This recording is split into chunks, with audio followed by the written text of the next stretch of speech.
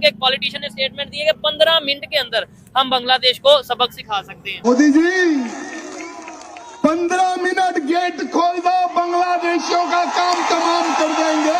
ये सिर्फ म्यान में रखने के लिए नहीं है मेरे मित्रों। नमस्कार दोस्तों, हरियाणा खबरबादी में आपका स्वागत है। और देखिए पाकिस्तान से एक रिपोर्ट जिसमें बांग्लादेश को लेकर लगातार पाकिस्तान क्या सोचता है।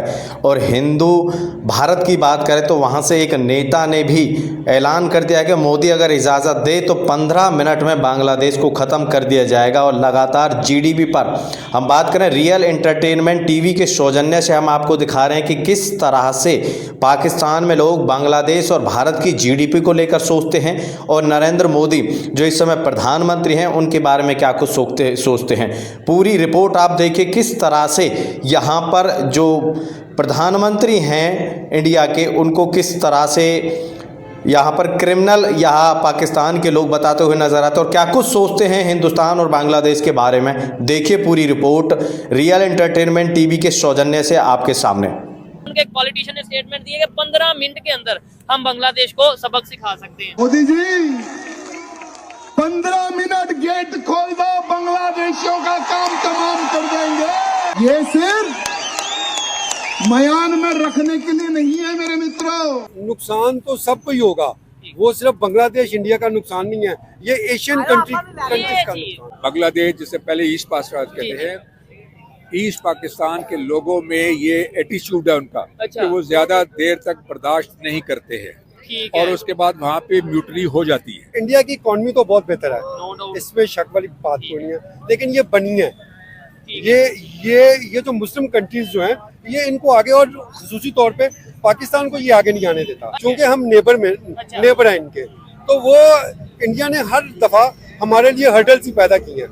जैसे कि अब ये क्रिकेट का ये जो मैच हो रहे हैं वो नहीं आने दे रहा। इंडिया की जो है बात इसलिए नहीं करना चाहते कि वहाँ पे जो डेमोक्रेसी है, जो जमहूरियत है, वो भी हमसे मिलती जुलती है।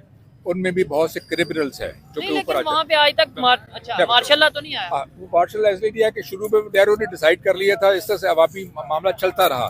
जब वहाँ जमहूरियत काम करती रही है, लेकिन अगर आप ये कहें कि नरेंद्र मोदी जो है वो अच्छा आदमी तो नहीं, अच्छा आदमी नहीं है, वो क्रिमिनल है। मेरे ख्याल से बिजनेस का कोई मजहब नहीं है, ट्रेड का कोई मजहब नहीं है। आप तो मार्केटिंग के, आप मेरे से ज्यादा बेहतर। ट्रेड का मजहब है नहीं, आप कहीं पे जाते हैं तो आप देखते हैं कि ये नॉन मुस्लिम, ये क्रिश्चियन है, ये हिंदू है, तो उसके आप क्या कहते हैं, आपको प्रोडक्ट नहीं दूंगा। कुछ ऐसी शॉप्स होती हैं जहाँ पे इंडियंस बैठे हुए हैं, शॉपें लगाई हुई हैं, शालम में चले जाएं, वो काम कर रहे हैं, हिंदू बैठे हैं, लेकिन वो क्या काम कर रहे हैं ना, तो आप उन्हें क्या कहते हैं कि हम आपसे हमारे से लेके वो हमारे लोगों को बेच रहे हैं। वो आते हैं, ये यात्री आते हैं, वो सबसे पहले पूछते हैं नमक कहाँ से मिलेगा। अच्छा, उसके बाद ये यहाँ से की वैल्यू ऐड नहीं करते हैं, उस नमक को इंडिया के पास लेते हैं। इंडिया क्या करता है कि हमारे चावल को और हमारे नमक को प्रॉपर तरीके से वैल्यू ऐड करके उनको आगे भिजवा देते हैं। तो हम क्यों नहीं आगे? और उसके ऊपर लिखा होता है made in India. Made in India चीजें हमारी होती है। ना इंडियन अवाम चाहती है, ना पाकिस्तानी अवाम चाहती है। हम ट्रेड करना चाहते हैं, हम लोग मिलना चाहते हैं, बैठना चाहते हैं, लेकिन लॉबीज हैं जो कि इंटरनेशनल लॉबीज हैं जो कि नहीं ये सारा काम होने देना चाहते। तो जैसी लीडरशिप होती है वैसे ही उसके असरात नीचे की तरफ नीचे तक आते हैं। अगर ऊपर करप्शन हो रही है तो नीचे भी होगी। कहते हैं कि मछली जो है मछली वो अपने मुंह से सड़ना शुरू करती है। ठीक है, तो हमारा मुंह जो है वो है जो बैठे हुए हैं। हम मिनहसुल कौम जी, अब हम कौम नहीं रहे, अब हम एक जत्था बन चुके हैं। जत्था जिसकी कोई लीडरशिप नहीं है, जिसकी कोई डायरेक्शन नहीं है, हमारी कोई लगाए लग जाएंगे। मतलब है कि जो जिसका भी यहाँ पे दाव लगता है वो लगा रहा है, जिसका दाव नहीं लगता वो ईमानदार हो गया। अस्सलाम वालेकुम। जी वालेकुम सलाम। अस्सलाम वालेकुम। आपका नाम? आमिर। आपका नाम? शाहिद। क्या करते हैं आमिर साहब? सर मैं मार्केटिंग से रिलेटेड हूँ। ठीक हो गया। अच्छा, मार्केटिंग। और आप क्या करते हैं? मार्केटिंग करते हैं। मुझे बताएं, किसी भी आपकी फील्ड के हवाले से पहले सवाल करते हैं, फिर आगे जो मेरा टॉपिक है उस पे आएंगे। मुझे बताएं, कोई भी इन्वेस्टर है, कोई भी बिजनेसमैन है, वो अपनी कंपनी की या अपनी प्रोडक्ट की मार्केटिंग जब करता है तो किस तरीके से करता है कि दूसरे कंट्री को या दूसरे सामने वाले को भी फायदा हो और उसे भी फायदा हो? सर ये तो चूंकि ATL BTL का जमाना है, तो ये जब तक हम दूसरे कंट्रीज के साथ रिलेशन नहीं अपना बेहतर करेंगे तब तक हम अपने बिजनेस में ग्रो नहीं कर पाएंगे। ठीक है, अभी जैसे हम ये देख रहे हैं जी, बांग्लादेश से हमारे रिलेशन आजकल ये 5-6 2-4 माह से कुछ बेहतर हो रहे हैं, लेकिन उसके साथ साथ हम इंडिया से तो नहीं उस तरीके से रिलेशन बेहतर कर पा रहे। इंडिया से रिलेशन बेहतर करने का ज्यादा फायदा या बांग्लादेश से? बांग्लादेश से आपके ख्याल से? इंडिया से? बिल्कुल बांग्लादेश से करने का। ठीक है, मुझे थोड़ा एक्सप्लेन। नो डाउट, मैं तो कहता हूँ हर कंट्री से रिलेशन बेहतर होने चाहिए, बांग्लादेश, इंडिया, चाइना, अफगानिस्तान, दुनिया के हर कंट्री से। लेकिन इंडिया की इस टाइम इकोनॉमी की बात कर रहे हैं, बांग्लादेश की कर रहे हैं, वो तो खुद क्राइसिस का।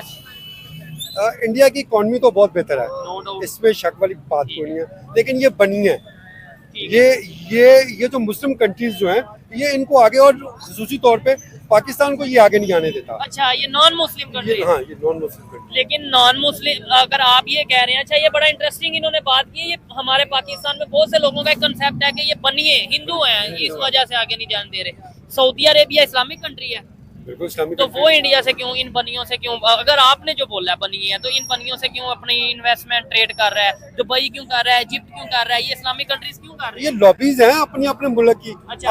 अपनी अपनी कंट्रीज की, क्योंकि हम नेबर हैं इनके, तो वो इंडिया ने हर दफा हमारे लिए हर्डल्स ही पैदा की हैं। अच्छा, जैसे कि अब ये क्रिकेट का ये जो मैच हो रहे हैं वो नहीं आने दे रहा। ठीक है, लेकिन उनका ये कहना सिक्योरिटी रीजन है। अच्छा, ऐसे अगर मैं आपसे ये सवाल करूं, मुझे बताएं ट्रेड इंडिया पाकिस्तान में जो बंद हुई, वो पाकिस्तान ने बंद किया, इंडिया ने? इंडिया ने बंद किया ना।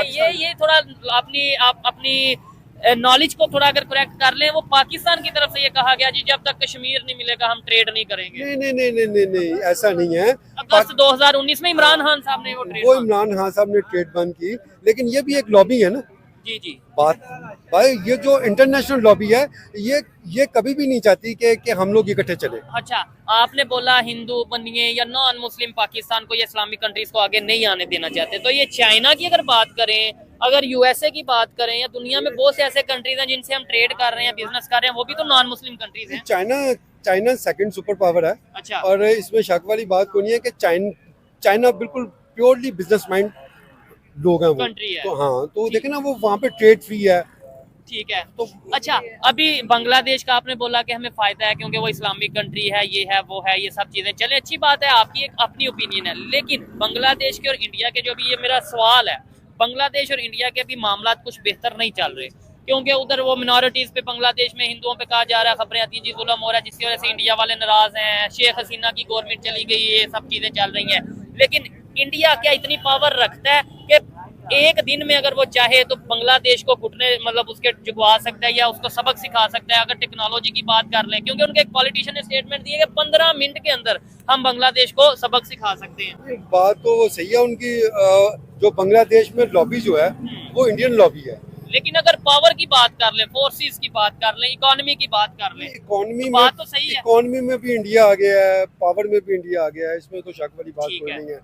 तो हमें फिर ये चीज समझनी चाहिए ना कि हमें रिलेशन बेहतर करने चाहिए। समझनी चाहिए हमें ये चीज, लेकिन ये दोनों कंट्रीज के जो सरबराहान है, ये आपस में अगर कोऑर्डिनेशन करें तो ये सारी चीजें, अवाम नहीं चाहती, अवाम तो चाहती है कि हम लोग हम, लेकिन ये ऊपर की लॉबी है जो नहीं चाहती। लेकिन अवाम, आप अवाम है ना, हाँ। मैं भी अवाम हूँ, आप हम सब अवाम है, लेकिन अगर हम में से खड़ा होकर कोई कह दे कि भाई वो हिंदू जो से हैं या बनिए हैं वो हमें नीचे करना चाहते हैं, तो फिर वो उधर वाले लोग सुनेंगे हमारी वीडियो, उधर की पब्लिक सुनेगी, तो वो क्या कहेगी? नहीं, ऐसा नहीं है, ऐसा नहीं है। मैंने आपको पहले कहा कि ना इंडियन अवाम चाहती है, अच्छा, ना पाकिस्तानी अवाम चाहती है। हम ट्रेड करना चाहते हैं, हम लोग मिलना चाहते हैं, बैठना चाहते हैं, लेकिन लॉबीज हैं जो कि इंटरनेशनल लॉबीज हैं, जो कि नहीं ये सारा काम होने देना चाहते हैं। कौन सी इंटरनेशनल आपके ख्याल से? यूएसए है जैसे, ठीक है, लेकिन तो हम यूएसए को ये क्यों नहीं कहते कि भाई अपने घर बैठो? तुम कौन हो? पाकिस्तान आजाद कंट्री नहीं है? पाकिस्तान आजाद कंट्री तो है, लेकिन ये लॉबी है, लॉबी हर कंट्री की एक लॉबी है। तो पाकिस्तान अभी इतना खुद मुख्तार नहीं है कि वो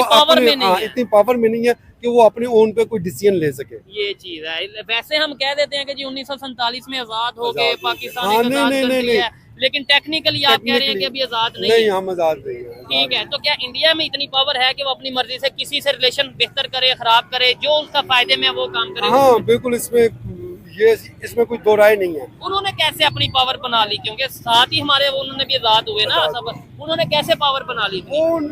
वो एक तो वो उनके जो लोग हैं ना, इवन के जो उनकी ये जो गवर्नमेंट लेवल पे जो लोग हैं, वो सिंसियर है अपनी कंट्री के साथ, इंडिया के। अच्छा, तो वो जब आपकी मशीनरी सिंसियर है तो डेफिनेटली आप तरक्की करेंगे। आपके लीडर हाँ, हमारे लीडर सिंसियर नहीं है ना, ये तो हम लोग पीछे हैं। और इसकी एग्जांपल ये है कि हमारे यहाँ पे अगर हम बात करें डेमोक्रेसी कितना टाइम चली, कौन से प्राइम मिनिस्टर ने अपना टाइम टर्न्योर पूरा किया, और उनके वहाँ पे कितना टाइम डेमोक्रेसी चली, मतलब उन्हें तो मेरे ख्याल से हमेशा डेमोक्रेसी उनकी वो जो उनके वज़ीर आज़म का टर्नओवर है पूरा होता है, हमारा यहाँ पे टिकता ही नहीं। 3 बार कर जाते हैं, हमारा यहाँ पे एक दफा भी नहीं चलता।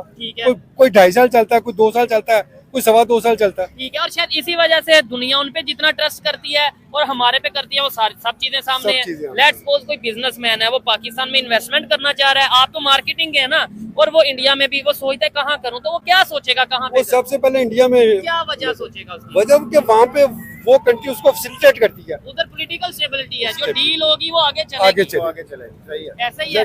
आपको क्या लगता है अगर बांग्लादेश, इंडिया, पाकिस्तान ये जो पहले एक ही थे, अगर ये दोबारा एक तो नहीं, जाहिर बात है हो सकते वो तो अब इम्पॉसिबल है, लेकिन पॉजिटिवली मिल के ट्रेड कर लें, बॉर्डर्स चाहे अलग अलग हैं, कंट्रीज अलग अलग हैं, लेकिन ट्रेड मिल के कर लें, जैसे यूरोपियन यूनियन या इस तरीके से चीजें हैं, यूरोप में भी तो सब मिल के कंट्रीज का, तो क्या हम सबको फायदा हो सकता है? बिल्कुल सबको फायदा होगा, इसमें रोजगार मिलेगा, बेरोजगारी खत्म होगी। मार्केटिंग के पॉइंट ऑफ व्यू से आप बताएं। हाँ, ये मार्केटिंग के वाले से आपके साथ बात कर रहा हूँ, हर बंदे को रोजगार मुयसर हो जाएगा, और दुनिया को पता होगा कि यार इतनी कंट्रीज, ये 3 कंट्रीज हैं, इतनी आबादी मिल गई है। एग्जैक्टली ऐसा ही है, बिल्कुल ऐसा ही। चलें जी, अच्छा लगा इनसे बात करके। आप इसके ऊपर अपनी कोई अगर ओपिनियन देना चाहें कि भाई क्या समझते हैं इनकी बात, तो देखिए एक चीज है मैं थोड़ा सा डिसएग्री करता हूँ कि हमें ये कंसेप्ट खत्म करना चाहिए कि वो मुस्लिम है, नॉन मुस्लिम है, वो हमारे लिए अच्छा चाहते हैं, बेहतर चाहते हैं। मेरे ख्याल से बिजनेस का कोई मजहब नहीं है, ट्रेड का कोई मजहब नहीं है। आप तो मार्केटिंग के हैं, आप मेरे से ज्यादा बेहतर, ट्रेड का मजहब है। नहीं, ट्रेड आप कहीं पे जाते हैं तो आप देखते हैं कि ये नॉन मुस्लिम, ये क्रिश्चियन है, ये हिंदू है, तो उसके आप क्या कहते हैं, आपको प्रोडक्ट नहीं दूंगा। कुछ ऐसी शॉप्स होती हैं जहाँ पे इंडियंस बैठे हुए हैं, शॉपें लगाई हुई हैं, शालम में चले जाएं, ठीक है, वो काम कर रहे हैं,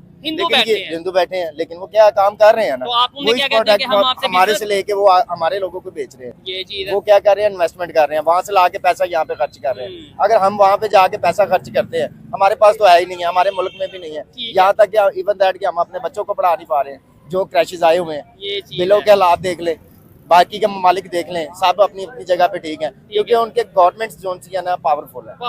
और हमारे जो अगर इंडिया के पॉलिटिशियन ने ये स्टेटमेंट दिया है कि जी मैं 15 मिनट में हम चाहें तो बांग्लादेश को सबक सिखा सकते हैं, तो आपको नहीं लगता कि वाकई में इकोनॉमी नहीं उनकी, अगर इकोनॉमी की ठीक है, लेकिन ये है कि देखिए अगर हम देखा अभी फलस्तीन का देख लें आप, क्या वो मालिक मुस्लिम मालिक नहीं है, वो किस लिए लड़ रहे हैं, मस्जिद के लिए लड़ रहे हैं, अक्सा के लिए लड़े, अपने बच्चे जो उनसे छोटे छोटे बच्चे हैं उनके जो दूध पी रहे हैं, उनकी माएँ नहीं है, वो रोड के ऊपर पड़े हैं, कुछ ऐसी वीडियोस भी आई हैं। उसी पे बात कर लेते हैं, आपने बात की फलस्तीन की, मुझे बताएं फलस्तीन की इकोनॉमी बेहतर थी या इसराइल की बेहतर थी? इसराइल पावरफुल था, तो इसलिए हमें सबसे पहले तो अपनी इकोनॉमी बेहतर करनी चाहिए। इकोनॉमी बेहतर नहीं होगी, फॉर एग्जांपल आप किसी से भी लड़ पाएंगे? नहीं, हम नहीं लड़ पाएंगे जब तक इकोनॉमी बेहतर नहीं है। फिर हम यही सिर्फ कहेंगे जी जुल्म कर गया। देख लेना, अब यही एक बात है कि रशिया और यूक्रेन की जंग चल रही है, तो क्या यूक्रेन गिर गया? नहीं गिरा सर, देखिए तो हालांकि रशिया एक बिग कंट्री है, पावरफुल कंट्री है, तो अभी तक यूक्रेन को नहीं गिरा सका। यानी इंडिया भी आपका ये कहने का मकसद है कि 15 मिनट में या इस तरह नहीं, ये सारी हमें बातें ही हैं। ठीक है, लेकिन अगर जंग अल्लाह ना करे होती है, नुकसान किसको होगा? नुकसान तो सबको ही होगा, वो सिर्फ बांग्लादेश इंडिया का नुकसान नहीं है, ये एशियन कंट्रीज का जबरदस्त हो गया। ये मैं पॉइंट इंडियंस को भी, पाकिस्तानियों को भी समझाना चाहता हूँ। कुछ कंट्रीज, मतलब कुछ लोगों को लगता है, इंडिया के भी शायद मेरी बात थोड़ी बुरी लगे, या पाकिस्तान के बहुत से लोगों को लगता है जी जंग होगी, हम जीत जाएंगे, ये हो जाएगा। भाई हम जंग जीत भी जाए, या इंडिया भी, अगर पाकिस्तान इंडिया की या इंडिया बांग्लादेश की जंग होती है, इंडिया जंग जीत भी जाए तो इकोनॉमी को नुकसान होगा, पूरे खित्ते को, पूरे साउथ एशिया को, पूरे एशिया को नुकसान होगा इसका। ये चीज है आज के दौर टेक्नोलॉजी का, इकोनॉमी का, ये जंग चल रही है, और हम जंग करें जी ये ऐसी है वैसी है। जंग होनी नहीं चाहिए, जंग तो हाल ही नहीं किसी चीज, जंग कोई खाली चले, जंग तबाही है बस, और कुछ नहीं। जबरदस्त हो गया, अच्छा लगा जी आपसे बात करके। आइए मजीद किसी से बात करते हैं, बहुत शुक्रिया। अस्सलाम वालेकुम। वालेकुम अस्सलाम। सर आपका नाम? मेरा नाम तबकीन है। क्या करते हैं सर आप? देखिए मैं आपको नहीं बताऊंगा कि पहले मैं क्या करता था। ठीक है, बहरहाल मैंने जो काम किया है वो जरा मुनासिब नहीं है बताना कि मैं क्या काम करता। अच्छा, यानी कि मतलब ये कॉन्फिडेंशियल आप रखना चाहते हैं इस वजह से? जी, इसको कॉन्फिडेंशियल ही रखें क्योंकि आजकल जरूरत है इसको कॉन्फिडेंशियल रखने की। ठीक है, अच्छा चले टॉपिक पे आते हैं सर। सवाल मेरा ये है, इस टाइम इकोनॉमी की बात करें, इकोनॉमी की बात करें, इकोनॉमिकली पाकिस्तान, इंडिया, बांग्लादेश, इनमें से कौन सा कंट्री सबसे स्ट्रांग है? बात सुनिए, पाकिस्तान में जो है ना बेसिकली तो गवर्नेंस ही कोई नहीं है, कोई कानून? लगता ऐसा है कि यहाँ कोई हुकूमत नहीं है। अच्छा। और जो हुकूमत के सारे पुर्जे है, सिस्टम जो है वो एक ही आदमी के पीछे लगे हुए हैं। ठीक है। कि वो कैद में रहे। हम्म। जहाँ तक इनकी तमाम चीज़ों का हाल है, जो ये प्रोपेगेंडा करते हैं कि कीमतें जो है कम हो गई हैं, हाँ। कीमतें बिल्कुल कम नहीं हुई है, कीमतें बढ़ती चढ़ जा गई है। कीमतें चढ़ गई हैं, सिर्फ ये हुआ है कि लोगों की आवाज़ बंद हो गई है। लोगों को चाहिए कि वो सड़कों पे आए, सड़कों पे आके बताएं कि क्या बांग्लादेश में सिर्फ तुलबा निकले हैं। हाँ। और उन्होंने आर्मी को भी और सब दुनिया को चेंज कर दिया है। ठीक हो गया यहाँ अपने पे सारे लोग सिस्टम को, लेकिन नहीं आर्मी को तो नहीं उन्होंने चेंज किया, उधर तो गवर्नमेंट को बस चेंज किया ना। वो ये है कि आर्मी का वहाँ पे मिजाज ये था कि हम टेक ओवर कर लेते हैं, लेकिन उन्होंने नहीं। और लेकिन उन्होंने आर्मी को भी टेक ओवर करने नहीं दिया। ठीक हो गया। और वो सिर्फ तालिब इल्म थे। स्टूडेंट यहाँ पे जो लोग हैं ये इतने ढीठ हो चुके हैं, नहीं ढीठ नहीं, डर चुके हैं सर। मैं क्योंकि मैं तो पब्लिक में आता हूँ, मुझे आइडिया है। या इतना गिर चुके हैं, इतने कमजोर हो चुके हैं कि वो उन पे इज्तिमाई तौर पे वो कोई काम नहीं कर रहे। ठीक है।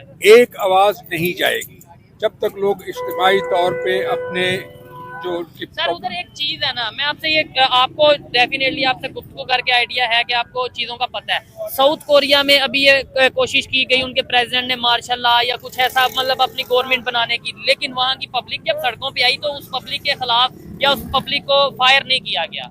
यहाँ पे अगर कोई आता है या किसी कंट्री में कोई पब्लिक सामने आती है और पब्लिक को पता हो कि भाई स्ट्रेट फायर आएंगे सामने से, जाने जाएंगी, तो कैसे मतलब फिर डर का माहौल हो जाता है ना, फिर लोग नहीं बाहर निकलते। आपकी बात बड़ी मुनासिब है कि एक्चुअली पूरी कौम पे और सियासी पार्टी पे जो है जिसके खिलाफ ये सारा काम हो रहा है, ठीक है, एक डर और खौफ की कैफियत पैदा कर दी है। ठीक है। अब जो आदमी भी दिहाड़ी कर रहा है उसको ये भी खौफ है कि मैंने अगर कुछ भी ना किया और मेरा नाम आ गया तो ये उठा के ले जाएंगे, और घर कैसे चलेगा, और घर कैसे चलेगा। ठीक है। इसलिए वो खौफ, क्या वो इस वक्त वो अपनी जिंदगी के लिए लड़ रहा है, रोटी कपड़े अगर उसको रोटी अच्छी तरह से मिल जाए तो वो फिर सड़कों पे भी आ जाएगा, बात करेगी।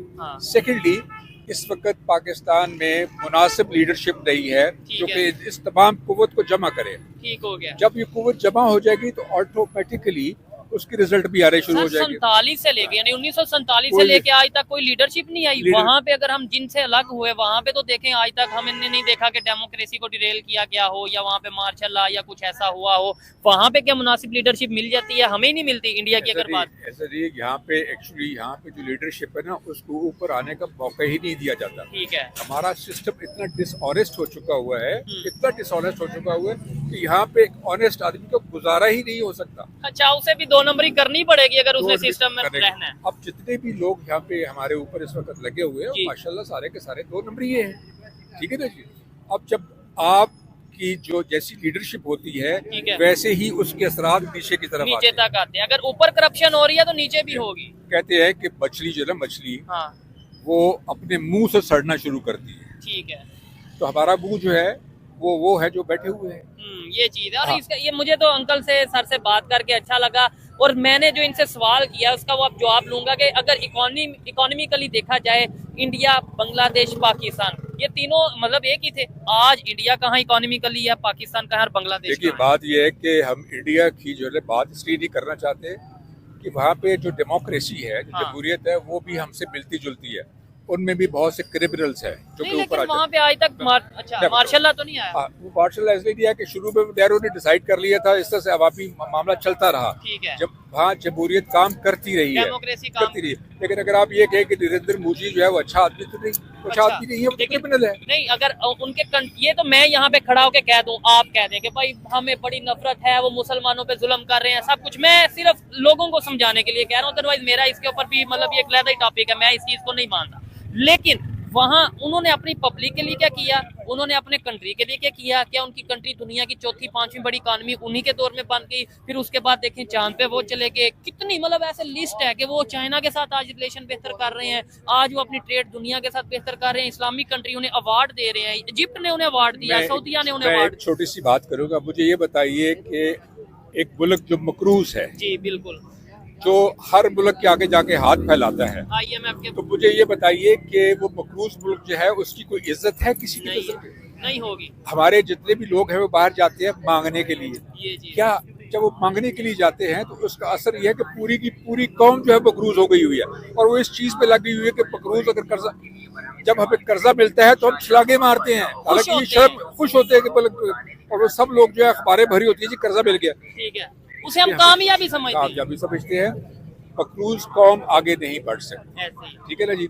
दूसरा ये कि जितना भी वो कर्जा आता है हाँ। जो हमारे पास आता है वो वो पब्लिक का- ठीक तरह से इस्तेमाल हाँ, नहीं होता, वो लोगों की जेबों में चला जाता है। ठीक हो गया। गरीब आदमी के लिए तो कुछ भी नहीं बिल्कुल सर, देखने वालों के लिए और गवर्नमेंट के लिए कोई मैसेज देना चाहें? आपको नहीं लगता कि इस स्टेज पे पाकिस्तान आ चुका है कि आगे बहुत खतरा नजर, अगर ऐसे ही चलता रहा तो आगे खतरा नजर आ रहा है, मतलब आगे कुआं खाई सब कुछ आगे हमें नजर आ रहा है। अगर अभी भी ना हम सुधरे, अभी भी हमने यही सोच रखी कि भाई दुनिया ने साजिश कर दी है, पाकिस्तान तो अच्छा है लेकिन ये ऐसा है वो ऐसा है।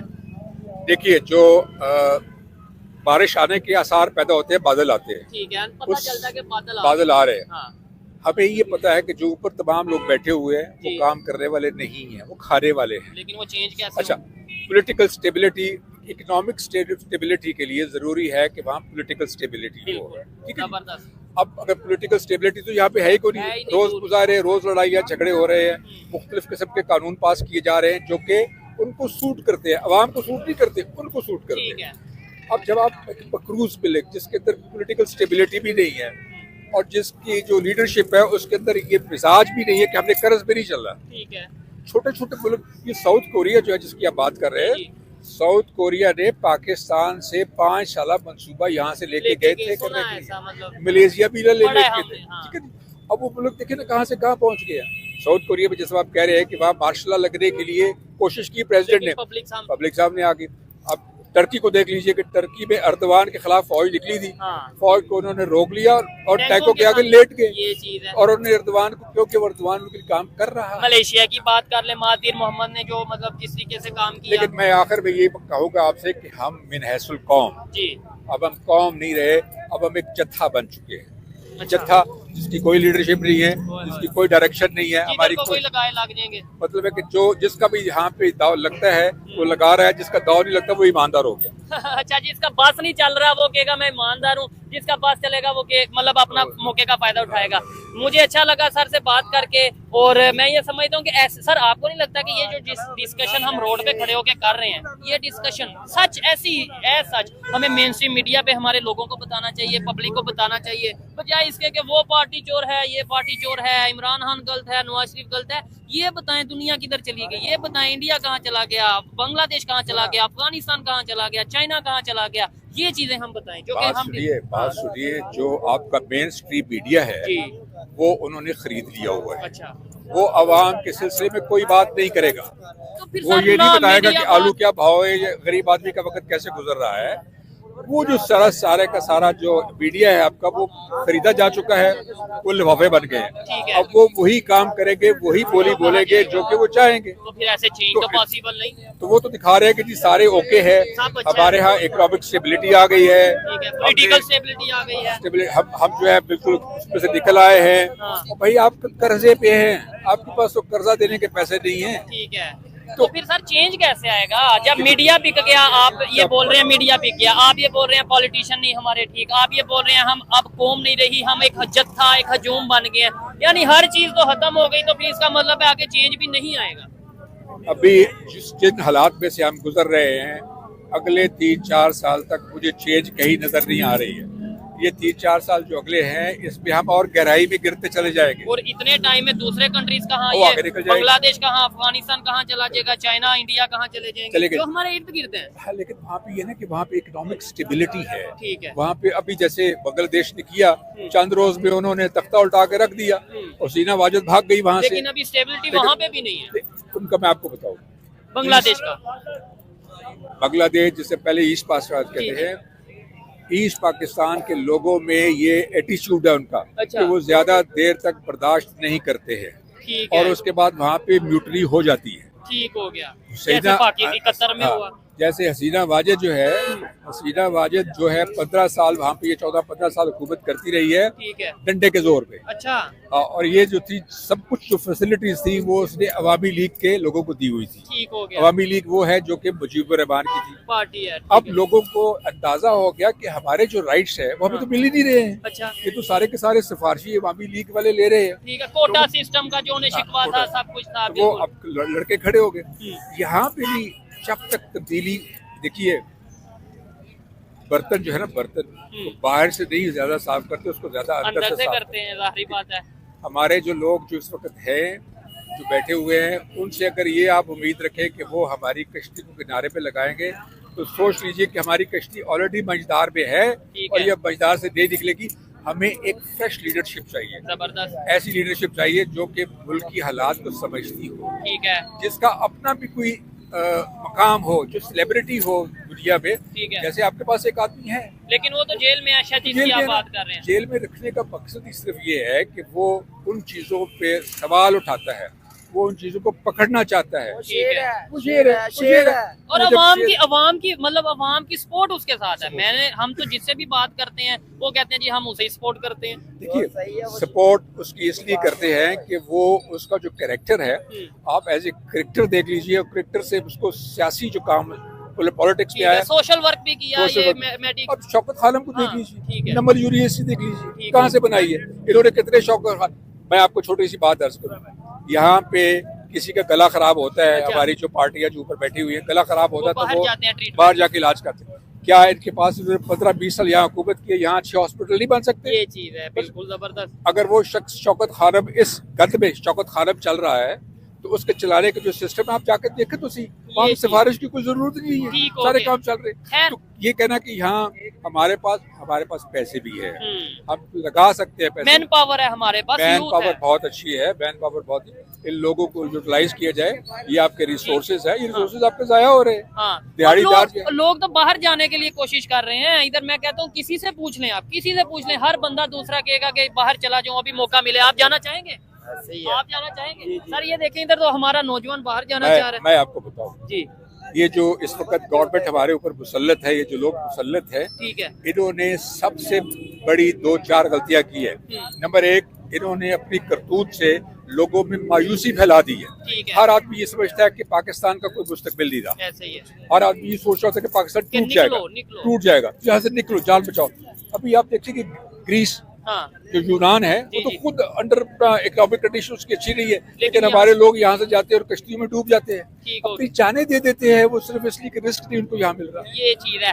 मैं सर से बात करके अच्छा लगा, जाहिर बात है मैं ज्यादा वक्त नहीं लूंगा क्योंकि वो भी शॉपिंग के लिए आए, लेकिन इनसे गुफ्तगू करके इनकी पर्सनैलिटी देख के मुझे आइडिया हो गया कि ये किस डिपार्टमेंट से या किस फील्ड से बिलोंग करते रहे हैं, और फिर भी इस तरीके से ये बात कर रहे हैं। अप्रिशिएट करता हूँ कि भाई पाकिस्तान की बेहतरी के लिए काम करना चाहिए, बात करनी चाहिए। अगर हम ये सोचेंगे ना सर कि यार मेरे बोलने से क्या है, यानी आप ये भी सोच सकते थे मेरे बोलने से क्या है, यार ठीक है मैं नहीं बात करूंगा, तो ऐसे तो फिर ऊपर वाले समझेंगे अवाम सो गई है, खामोश हो गई है। देखिए, इस वक्त अवाम बिल्कुल सो चुकी है, अवाम अपनी दिहाड़ी, लेकिन आप जैसे लोग हैं, अवाम दिहाड़ी तोड़ना नहीं चाहती है। ठीक है, आर्मी जो बाकी जो लोग हैं जिनकी रिज़्क दिहाड़ी पे लगा हुआ है, शाम को 1000 रुपया वो घर लेके जाता है, 1000 रुपए में तो उसका घर चल ही नहीं रहा। ठीक है, तो अगर वो 1000 रुपया छोड़ देगा तो काम कौन चलाएगा उसका? बिल्कुल, उसके बच्चे भी है, उनको भी दूध चाहिए।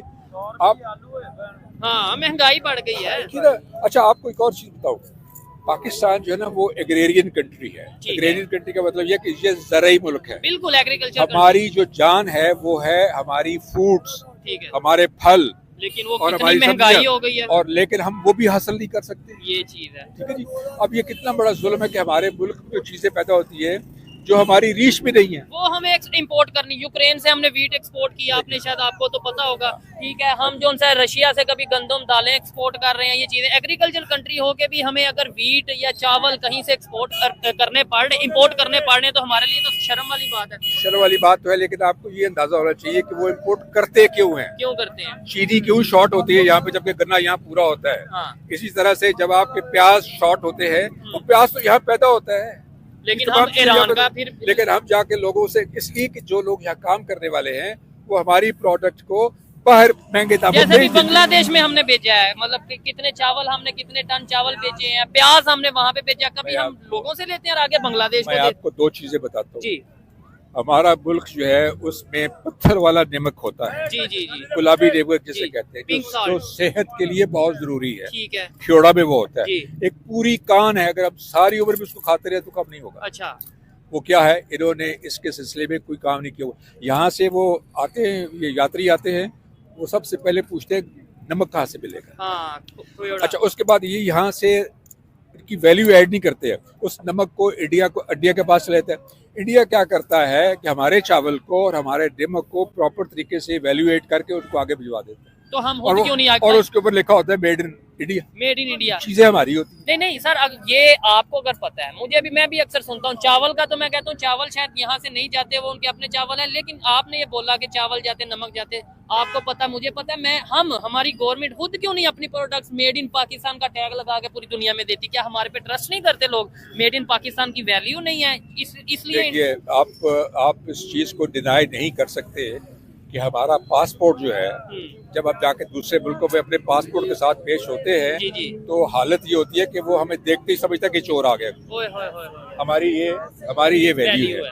अब पासपोर्ट की इज्जत जो है ना, वो बनाने के लिए हमें अपनी कौम को उठाना पड़ेगा, ठीक है, उनको रास्ता, एक तो ये कौम एजुकेट करना पड़ेगा। एक तो ये, दूसरा इम्पोर्टेंट चीज ये है कि जब तक अल्लाह और रसूल और कुरान की तरफ हम नहीं जाएंगे, ठीक है, हमारे हालात नहीं बदलेंगे। जबरदस्त। हम मुसलमान हैं, हमें कुरान को पकड़ना चाहिए। अब आप जवान लड़कों से पूछे कि जोर की नमाज में कितनी रकातें होती है, वो आपको बता ही नहीं सकेगा, ठीक हो गया। कभी उसने पढ़ी यानी नहीं। हम इससे हमें कंफ्यूज नेशन बन गए हैं ना, जिस मकसद के लिए हमें बताया जाता है जी पाकिस्तान का मतलब क्या, ला इलाहा इल्लल्लाह, इस्लामिक निज़ाम, शरी निज़ाम, ना तो उसको कोई फॉलो कर रहा है और ना ही दुनिया के ऊपर कोई हम कामयाबी हासिल कर रहे हैं। बहुत ज्यादा कंफ्यूजन है और वो कंफ्यूजन तभी दूर होगी जब बेहतर लीडरशिप आएगी। बहुत शुक्रिया सर आपके वक्त का।